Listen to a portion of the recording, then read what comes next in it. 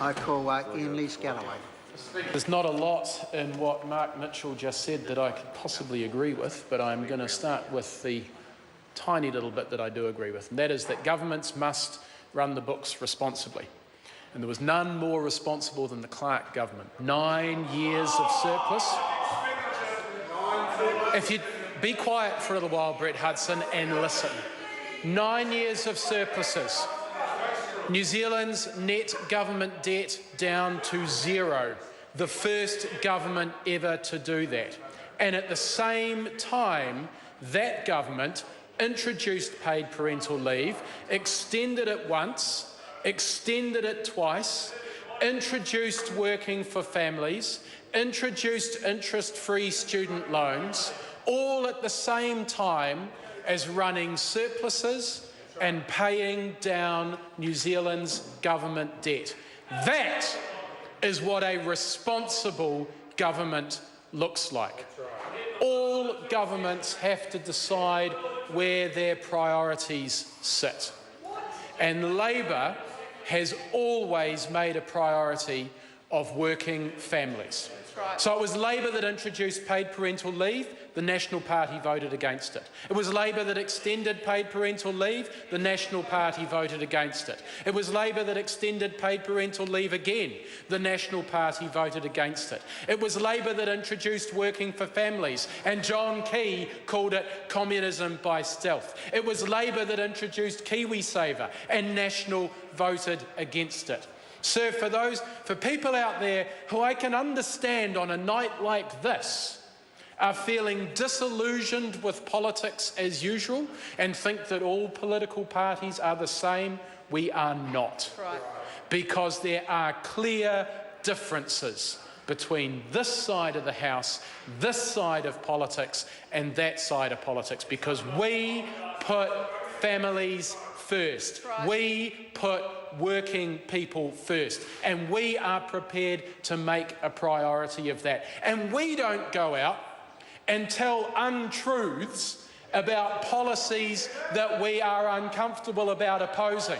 So the party opposite, their finance minister, the numbers guy, the one who's supposed to understand how the numbers in the books work, has repeatedly gone and told blatant untruths about what this policy would cost. It costs less than half what Bill English has been claiming it would cost. And when he was found out, when he was caught out, he just said, "Oh, I made a mistake.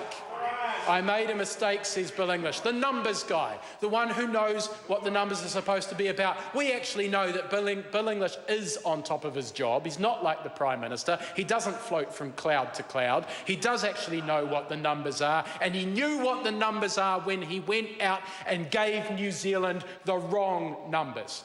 Because he knew he was on the wrong side of public opinion. He knew his priorities were in the wrong place, and so he had to go and tell untruths about what this policy would cost. Because this does ultimately come down to priorities. Can New Zealand afford it? Of course we can afford it. The Prime Minister says we've got $3 billion for tax cuts. This is such an infinitesimally small proportion of that. I think we figured out that it was something like 0.03% of the $3 billion annually that the Prime Minister wants to spend on tax cuts. That the Prime Minister could actually effectively have his tax cuts unchanged and still implement this policy. It simply comes down to priorities, and the National Party for more than a decade has repeatedly proven that it does not believe in providing paid parental leave. Okay, they increased it by 4 weeks once, and that was a direct consequence of the lobbying from not just opposition parties, but from the organisations that Sue Moroney has already recognised, the organisations that backed 26 for Babies. That was true democracy in action. So it can be frustrating sitting on the opposition benches. Yeah?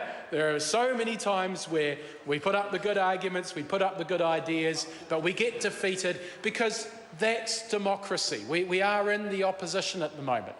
But our democratic system actually gave us a parliament that is quite finely balanced. And the people voted for a parliament that is prepared to extend paid parental leave to 26 weeks. That is the will of Parliament. That is the will of the people of New Zealand. And this government, in its arrogance, is stopping the people of New Zealand getting what they voted for.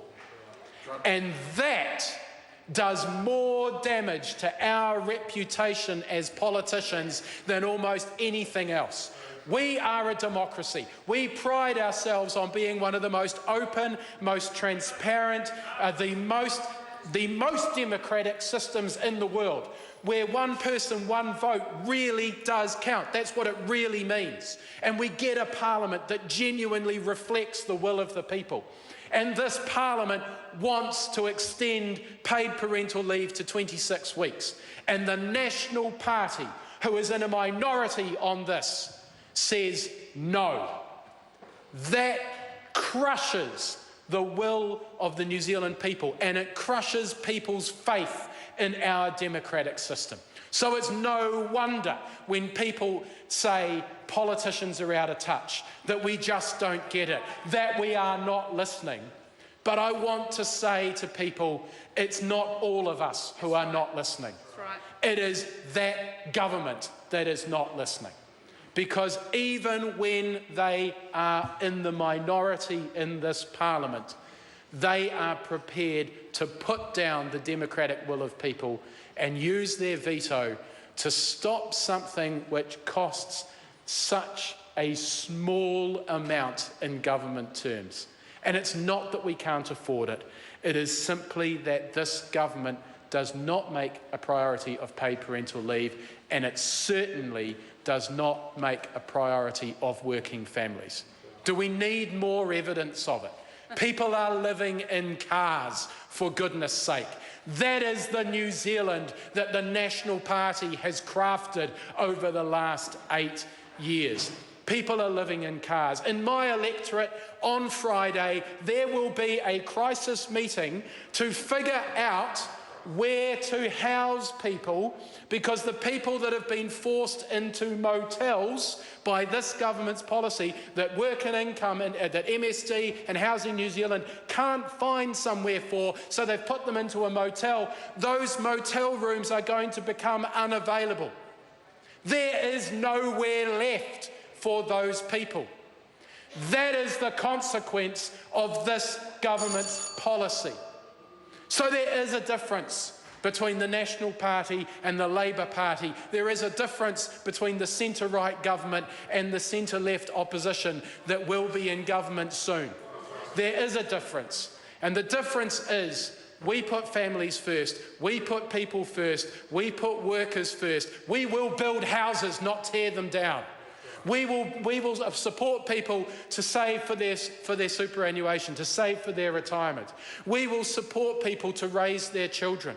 We will support people to have higher incomes so that they can have the choices that that government talks about. We will not squeeze people harder and harder and harder so that those at the very top can get more from this government and at the expense of everybody else. This government is talking about giving more money to private schools, for goodness sake. I went to a private school. I can tell them those schools do not need more taxpayer funding. What we need is for the majority of people who send their kids to public schools to not have to pay the highest fees that they've ever had to in history. For our public schools to be properly funded so that every child has the opportunity to get a proper education and get ahead. But that is not the way of this government. And tonight, with this legislation, they demonstrate where their priorities lie. And sir, it's not with working New Zealanders. It's not with New Zealand families. It's not with New Zealand babies. And there couldn't be a more clear example of it than their application of the veto and their failure to actually act in a democratic fashion tonight. Sir, it is time for a change. And the only way we are going to change these things is by changing the government. I call Brett Hudson.